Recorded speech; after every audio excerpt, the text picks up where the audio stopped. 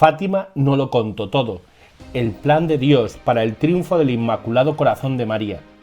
Cómo se fue desarrollando el plan de Dios para el triunfo del Inmaculado Corazón de María.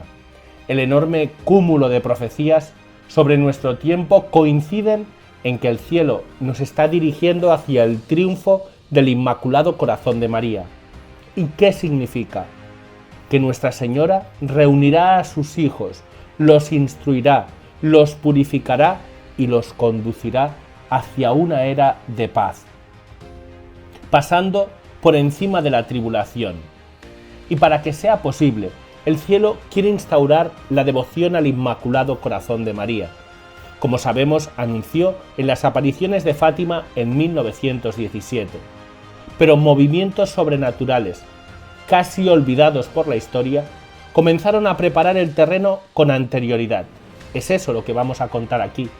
Acompáñanos en este viaje fascinante para descubrir cómo el cielo comenzó a orquestar de manera milagrosa el triunfo del Inmaculado Corazón de María a través del llamado a la consagración, antes que en Fátima. La devoción al Inmaculado Corazón de María es ya mencionada por San Gregorio Taumaturgo, padre de la Iglesia, en el siglo III. En el siglo IV, San Agustín de Hipona contribuyó a la argumentación teológica de que María fue concebida sin pecado original, es decir, inmaculada. Fue preservada del pecado original por Dios para concebir al hombre que no tuvo pecado alguno, es decir, Jesús.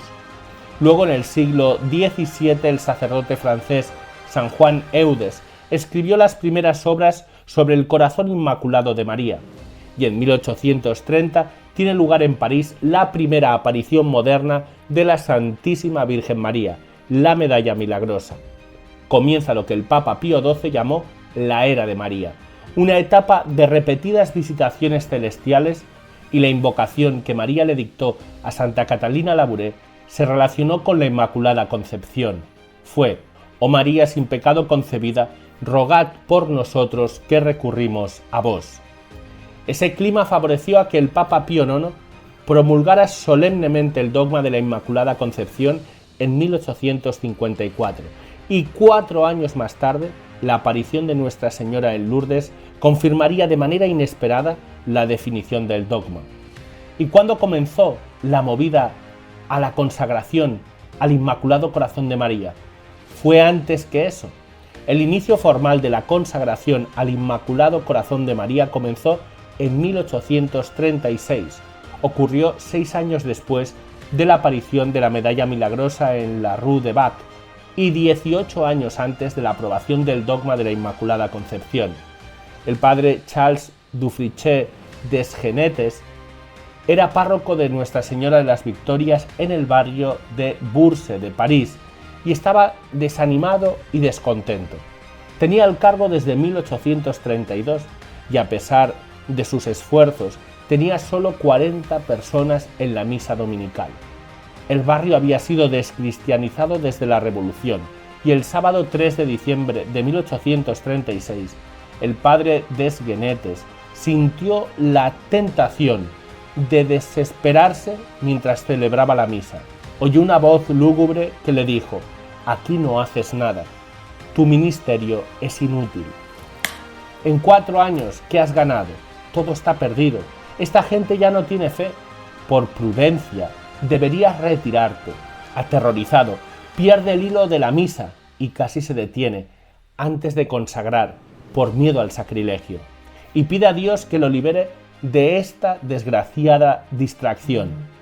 Y entonces escuchó una voz que le decía de manera solemne: «Consagra tu parroquia al Inmaculado Corazón de María», e inmediatamente la perturbación demoníaca se evaporó, dando paso a una sensación de calma.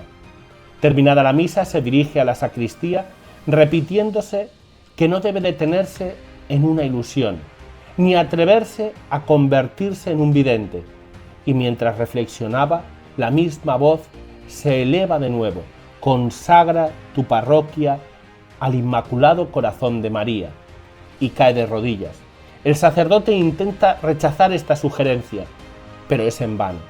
Y para librarse de esto, redactó los estatutos de una cofradía puesta bajo el nombre de María, diciéndose que era un acto de devoción a la Santísima Virgen, la cual Monseñor de Quellén aprobaría de inmediato, y el domingo 11 de diciembre, ante un público aún más reducido de lo habitual, el sacerdote anunció la celebración de un servicio excepcional para esa misma tarde, para implorar la misericordia divina a través de la protección de María y la gracia de la conversión de los pecadores, e invitó a que muchos participaran.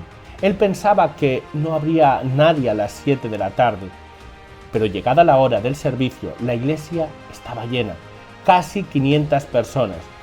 Explica los objetivos de la cofradía, y el público lo recibe con lágrimas en los ojos y recita con fervor las letanías de la Virgen.